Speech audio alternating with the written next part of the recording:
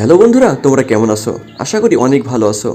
আবার চলে আসলাম তোমাদের জনপ্রিয় নাটক ভাগ্যরেখা নাটকের আপডেট পর্ব 419তম পর্ব নিয়ে।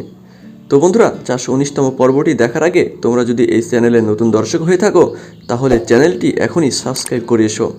আর হ্যাঁ বন্ধুরা, ভিডিওটি না টেনে পুরোটা দেখার চেষ্টা করবে। তাহলে চলো শুরু করা যাক।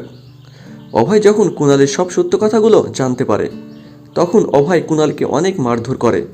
অভয় তখন কুণালকে মাটিতে ধাক্কা দিয়ে ফেলে দেয়। কুণালের পড়ে যাওয়া দেখে রোশনি অবাক হয়ে যায়। অভয় বলে, কুণাল, তুই আমার বাড়িতে থেকে আমার পরিবারের ক্ষতি করছিস, তোকে আজকে মেরে ফেলবো কুণাল। এই কথা বলে আর অভয় কুণালকে আরও মারে। তখন কুণাল শ্রদ্ধার কাছে ক্ষমা চায়। কুণাল শ্রদ্ধার সাথে কথা বলতে বলতেই শ্রদ্ধার গলায় ছুরি ধরে কুণাল। এটা দেখে সবাই ভয় পেয়ে যায়। কুণাল বলে, এক পাও যদি এখান থেকে কেউ নড়াচড়া করেন তাহলে আমি শ্রদ্ধাকে মেরে ফেলব। কুণালের কথা শুনে কেউ শ্রদ্ধার কাছে যেতে পারছে না। তখন কীর্তি বলে, কুণাল, তুমি দিদিকে ছেড়ে দাও, তুমি যা চাইছো আমরা তোমাকে তাই দেব কুণাল, তাও তুমি দিদিকে ছেড়ে দাও। তাও কুণাল কারো কথা শুনে না। কুণাল যখন শ্রদ্ধার গলায় ছুরি বাঁধিয়ে বাইরে নিয়ে যেতে লাগে তখন কুণালের পেছন থেকে পুলিশ আসে, কুণালের মাথায় মারে আর কুণাল শ্রদ্ধাকে ছেড়ে দেয়। শ্রদ্ধা অনেক ভয় পেয়ে যায়।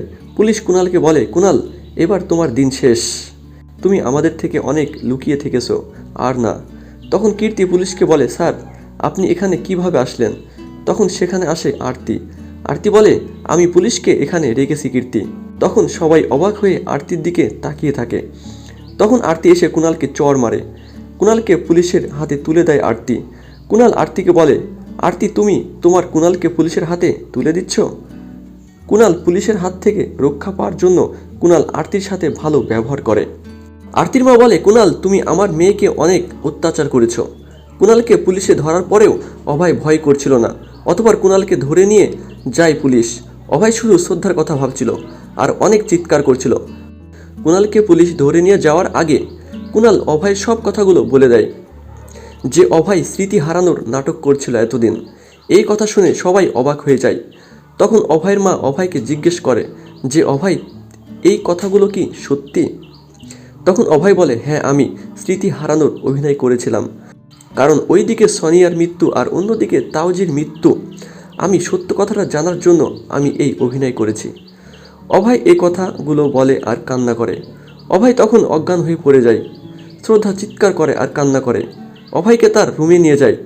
রোশনি অভয়ের মাকে বলে, আন্টি, আপনার এখন বাইরে চলে যান, অভয় এখন বিশ্রাম নিক। তখন অভয়ের মা বলে, আমি আমার ছেলেকে রেখে বাইরে যেতে পারবো না। অতঃপর রোশনি ও শ্রদ্ধা অনেক বোঝানোর পরে তারা বাইরে চলে যায়। শ্রদ্ধা ও রোশনি যখন রুমের মধ্যে ছিল তখন রোশনি শ্রদ্ধাকেও বাইরে যেতে বলে। তখন শ্রদ্ধা রুমের ভেতর থেকে বাইরে চলে যায় আর রোশনি রুমের দরজা লাগিয়ে দেয়। রোশনি অভয়ের হাতে একটা ইঞ্জেকশন দিয়ে দেয়। অন্যদিকে অভয়ের মা অভয়ের জন্য চিন্তা করে আর কান্না করে।